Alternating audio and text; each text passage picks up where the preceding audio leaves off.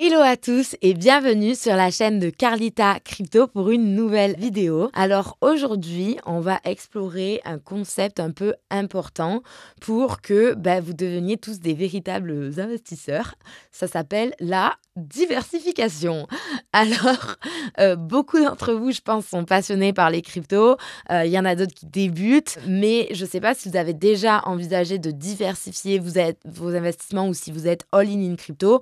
Moi, je me suis en fait posé la question et je vous pose la question, est-ce que vous avez déjà pensé à diversifier? D'ailleurs, donc n'hésitez pas à me répondre en commentaire. Mais voilà, moi, c'est une question que je me suis vraiment moi-même posée très récemment parce que vous allez peut-être me prendre pour une folle, mais j'ai toujours été all-in crypto et je suis jamais allée sur d'autres produits. Donc aujourd'hui, on va parler de pourquoi et comment étendre entre guillemets un peu vos horizons d'investissement au-delà des cryptos avec un peu un focus particulier sur tout ce qui est ETF et actions.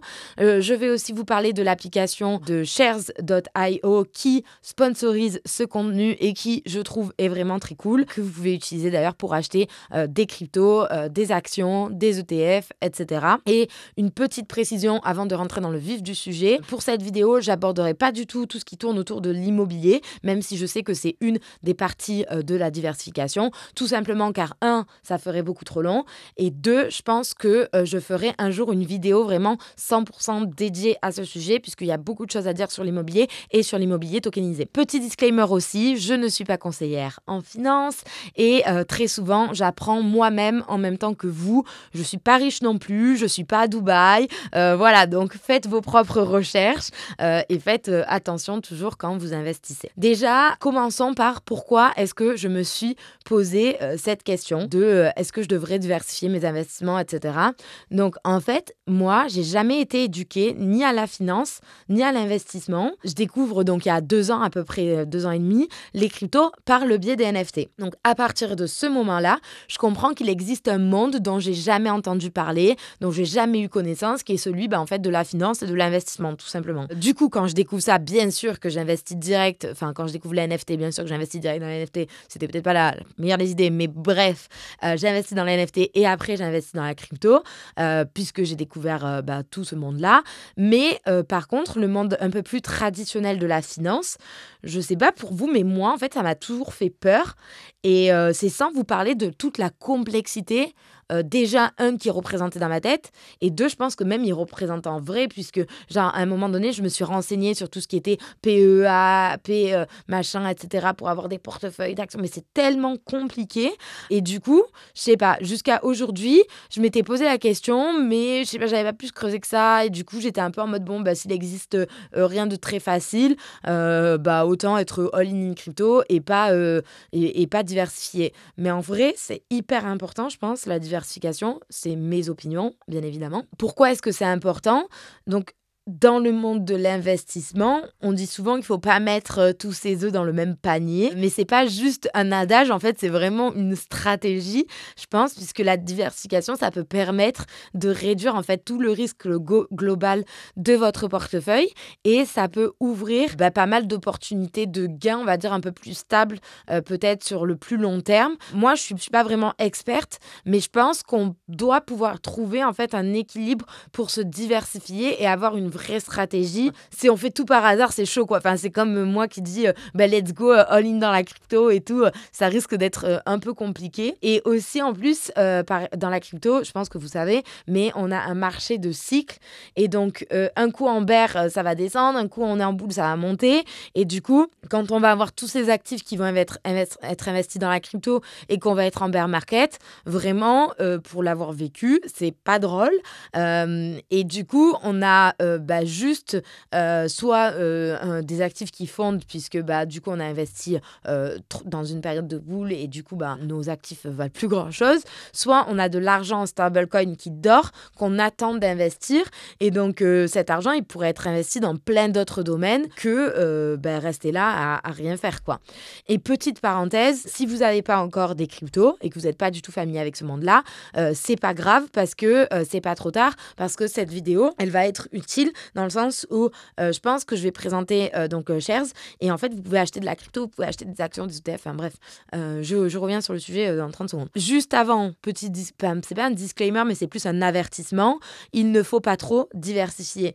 Donc attention, genre gardez la tête froide, que ce soit dans les cryptos ou dans votre portefeuille global, il ne faut pas diversifier trop non plus. Si vous avez que 100 €, effectivement, il vaut peut-être mieux les mettre dans la crypto, alors que si vous avez 1 000 €, à ce moment-là, peut-être que c'est préférable de diviser cette somme entre différentes classes d'actifs comme les cryptos, Bitcoin, Ethereum ou les altcoins et les ETF et les actions. C'est en fonction de votre envie aussi de prendre du risque ou pas. Cet exemple donc de diversification en mode quand je dis vous mettez un peu dans la crypto, les actions, les ETF, c'est juste un exemple. Comme je vous ai déjà dit, je suis loin d'être une experte, mais en tout cas, moi, c'est ce qui me paraît, on va dire, logique. Ensuite, pour ceux qui ne savent pas, on reprend les bases des cryptos, actions, ETF, mais très, très rapidement. Donc, les cryptos, vous en entendez parler tout le temps sur cette chaîne. D'ailleurs, si vous ne me connaissez pas, je suis Carlita Crypto et je démocratise et je vulgarise tout l'univers crypto-monnaie Web3, donc n'hésitez pas à vous abonner. Mais les cryptos, en gros, c'est des monnaies numériques sécurisées par une technologie qui va permettre des transactions décentralisées sur un réseau qu'on appelle blockchain. Un ETF, pour ceux qui ne connaissent pas, donc ça veut dire Exchange Traded Funds ou fonds négociés en bourse en français, et ça permet d'investir en fait dans un panier d'actifs différents. Donc en gros, vous investissez par exemple dans plusieurs actions en même temps. Les actions, elles, pour ceux qui ne connaissent pas, c'est simple, c'est des parts d'entreprise. Vous pouvez aussi avoir ce qu'on appelle du private equity, mais là, c'est en fait des actions d'entreprise qui ne sont pas cotées en bourse et du coup, c'est plus ou moins complexe, mais vous, en tant que particulier, vous ne pouvez pas vraiment acheter du private equity comme ça. Il faut avoir d'importants montants ou alors connaître des gens, etc. C'est un peu compliqué. Même moi, j'ai pas de private equity pour le coup. Par contre, les cryptos, les ETF et les actions, pour moi, c'est tout ce qui est essentiel, entre guillemets, à un portefeuille, on va dire, diversifié. Chacun apporte son avantage et son désavantage, of course, mais ça vous permet, en tout cas, si vous investissez dans toute une variété d'actifs, de répartir votre risque. Les performances, ensuite, que vous allez faire grâce aux actifs que vous avez, aux catégories d'actifs que vous avez achetés, elles peuvent varier. Lorsque certains secteurs ou certains marchés, ils vont sous-performer, d'autres, ils vont surperformer, etc. Et ça va équilibrer votre portefeuille. Pour moi, les cryptos, elles vont offrir une exposition à la technologie blockchain, aux actifs numériques, donc à un secteur qui est en croissance assez rapide. Et donc, vous avez un potentiel rendement élevé. Leur nature décentralisée et leur volatilité, ça peut vraiment vous offrir des opportunités uniques de gain. Et d'ailleurs, ça a rendu des gens riches, mais ça peut aussi vous offrir en fait que des risques et que des pertes, puisque ça a rendu certaines personnes très pauvres aussi. Donc faites vraiment attention, c'est très différent des actifs traditionnels. Bon, pour moi, c'est juste the domaine parce que ça m'intéresse beaucoup, mais c'est ma vision des choses, c'est en rien un conseil d'investissement. Voilà, dans tous les cas, vous gardez à l'esprit que les cryptos restent des actifs très volatiles.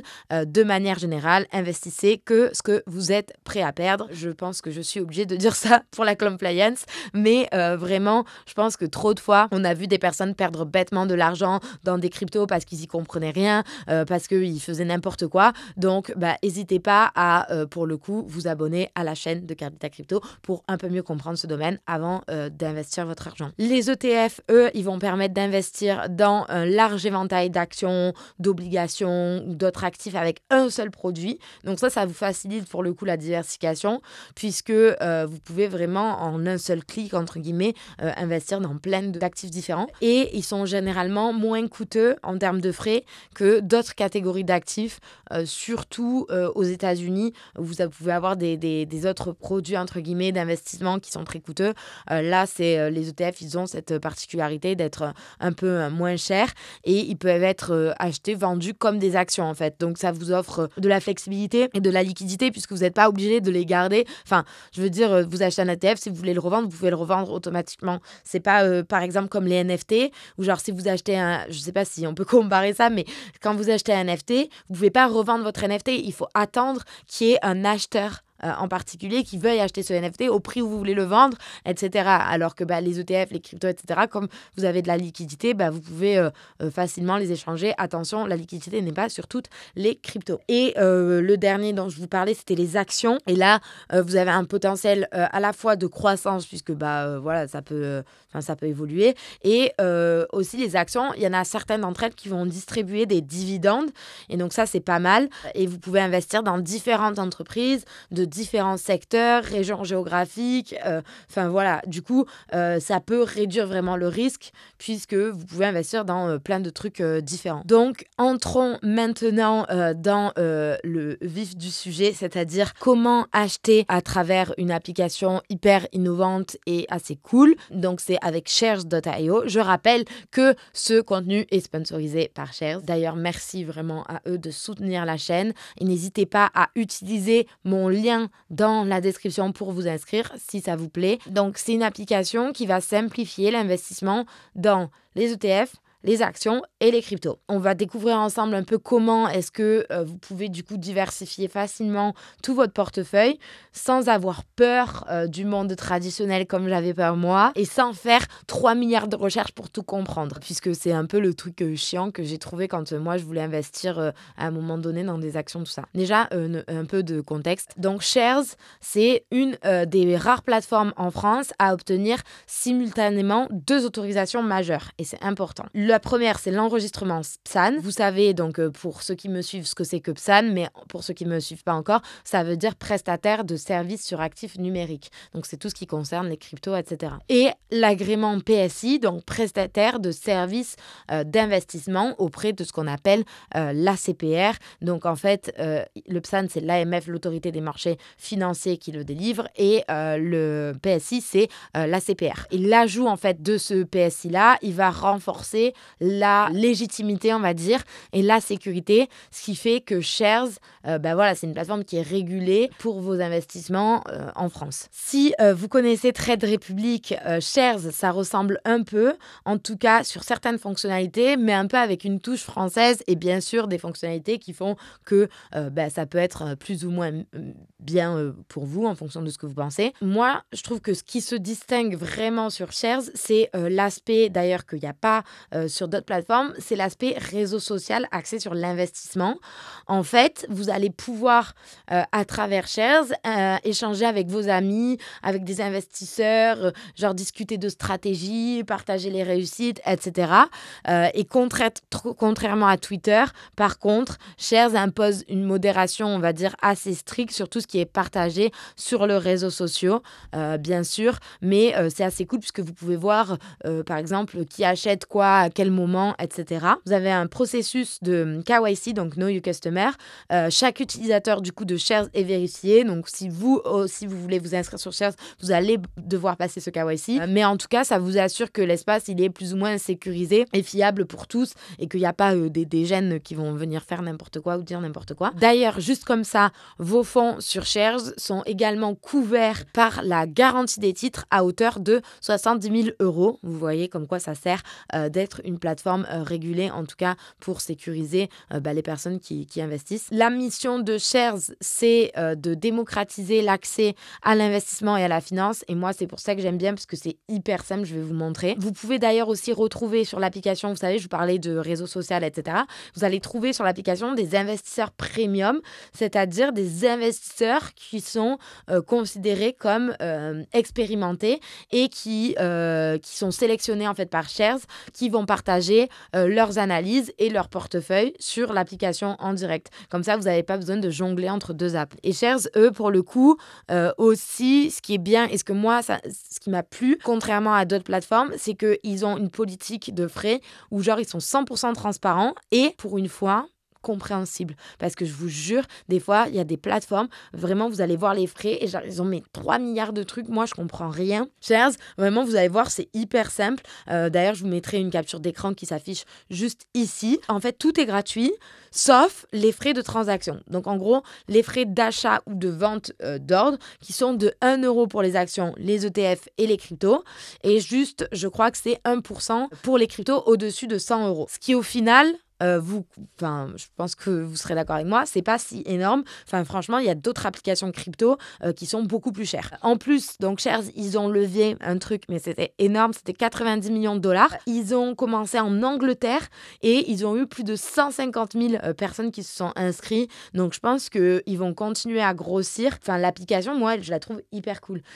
Et encore une fois, je vous jure que c'est mon point de vue. Ensuite, j'ai demandé quand même pour vous, parce que donc, quand vous investissez dans la crypto, vous ne pouvez pas retirer vos cryptos sur votre propre wallet, mais Shares, ils collaborent avec Coinbase pour tout ce qui est sécurisation d'actifs numériques, donc un peu comme BlackRock et certains ETF, Bitcoin Spot, qui collaborent avec Coinbase pour la conservation. Et pour les actions, autres investissements, ils travaillent avec des brokers qui apparemment sont très connus, qui assurent que les actifs sont conservés au nom des clients, etc.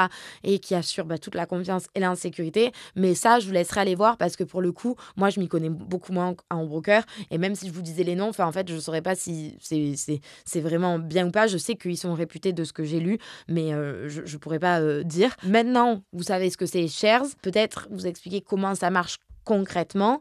Donc, d'abord, on va s'inscrire sur ces Shares.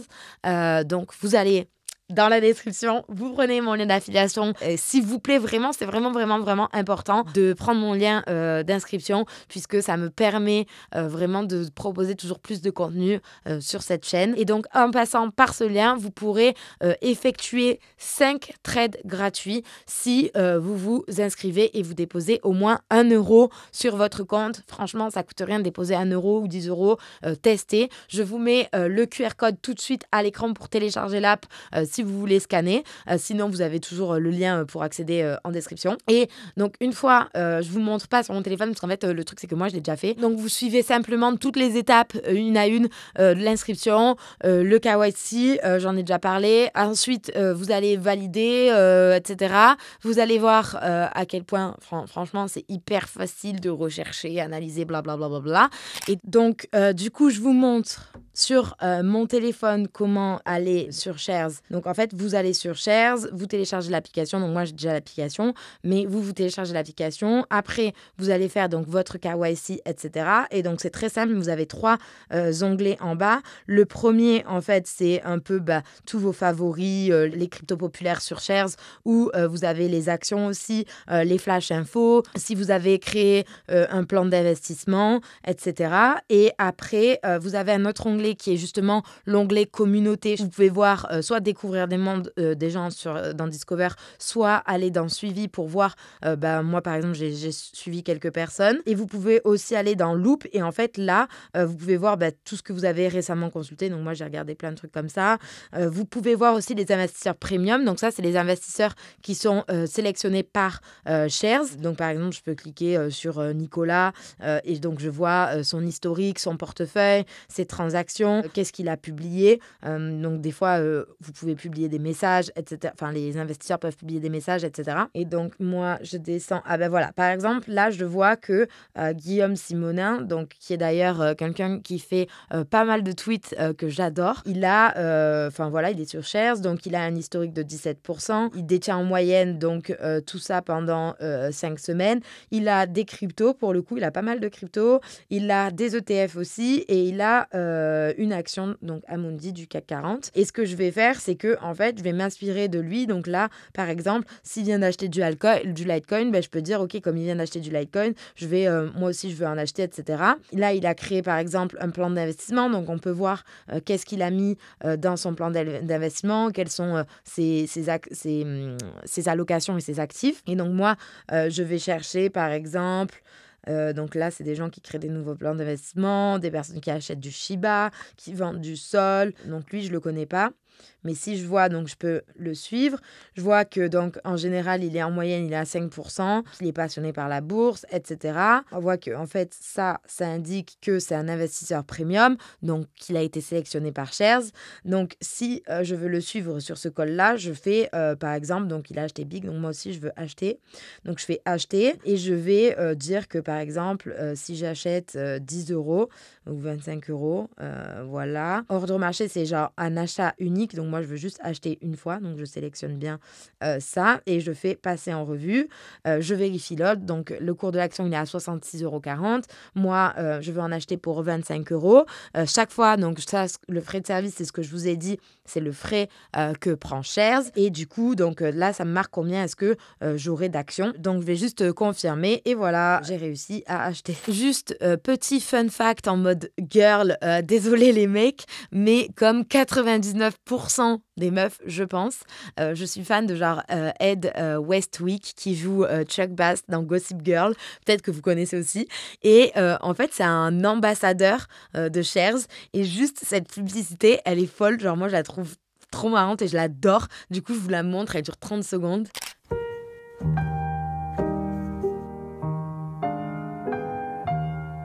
Daddy always told me, to be at the top of the investing game, you have to do it alone.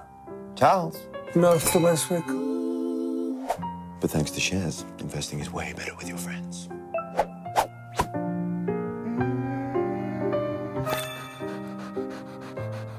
Nice one, Penny. I think I might join you there.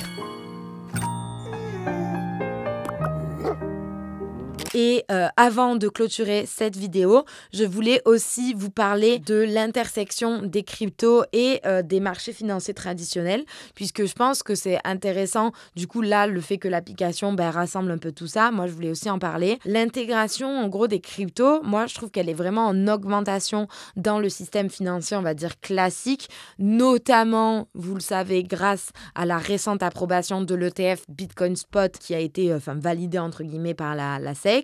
Donc, si j'explique très rapidement, la SEC, donc la SEC, la Securities and Exchange Commission des États-Unis, a marqué une étape que moi je trouve assez importante dans vraiment l'acceptation institutionnelle des cryptos en approuvant cette cotation et cette négociation, même d'ailleurs de plusieurs produits négociés en bourse basés sur le Bitcoin. Cette décision, elle a été annoncée il n'y a pas si longtemps que ça, au final, par le président de la SEC qui est Gary Gensler. Je crois que c'était 10 janvier 2024 donc, et c'était franchement un changement de cap assez notable par rapport à la position antérieure de la SEC qui avait rejeté plus de 20 demandes pour les produits similaires entre 2018 et 2023, évoquant toujours soi-disant une préoccupation qui concerne la protection des investisseurs, la prévention contre la fraude, la prévention contre la manipulation de marché, etc. Donc le revirement de la SEC a été influencé d'ailleurs par une décision judiciaire de la Cour d'appel des États-Unis pour le district de Columbia qui a remis en question le bien fondé du refus de la SEC d'approuver la proposition d'ETF de Grayscale. Et en réponse, du coup, la SEC a adopté une nouvelle, entre guillemets, approche et elle a dû approuver en fait les demandes d'ETF Bitcoin Spot en se basant sur tout ce qui était modifié. Après, des discussions un peu plus approfondies, etc. Juste, la SEC a quand même précisé que son approbation ne se limitait pas aux ETF détenant un seul type de commodité non financière, en l'occurrence le Bitcoin, et ne devait pas être interprétée comme un signe de volonté d'approuver des normes de cotation pour d'autres actifs numériques crypto ou comme un commentaire en gros sur le statut juridique d'autres crypto-actifs. Faut pas déconner. Même si nous, on attend, entre guillemets, l'ETF crypto ETH spot, ce qui n'est pas encore gagné. Gary Gensler, pour l'instant, a réaffirmé sa position selon laquelle la majorité des cryptos sont des contrats d'investissement et relèvent donc de la loi fédérale sur les valeurs mobilières, sur les securities. Et du coup, il travaille pas mal, tout ce qui est le personnel de la commission, de la SEC, etc., sur l'examen des déclarations pour d'autres enregistrements d'ETF. D'ailleurs, c'est ce que je vous dis, on entend souvent parler d'ETF Ethereum, mais ça, c'est un sujet pour une autre vidéo. Si vous voulez en savoir plus, par contre, sur l'ETF Bitcoin Spot, je vous mets un thread Twitter en description que j'ai essayé de faire où j'explique un peu mieux avec mes mots qu'est-ce qu'un ETF, puisque moi, j'ai mis longtemps, entre guillemets, à comprendre et surtout à quoi ça servait d'avoir un ETF crypto. Pour le coup, c'est vraiment intéressant puisqu'on mélange finance tradi et crypto-monnaie. Pour juste finir cette vidéo, je vous remercie de l'avoir regardée. Je remercie encore Shares d'avoir sponsorisé la vidéo. C'est une bonne application, vraiment, j'aime beaucoup. Encore une fois, n'hésitez pas à la télécharger télécharger, à vous inscrire avec mon lien pour faire vos premiers pas entre guillemets dans le monde tradi ou dans le monde crypto si vous y êtes toujours pas. En tout cas, je vous remercie et c'était Carlita Crypto. À bientôt.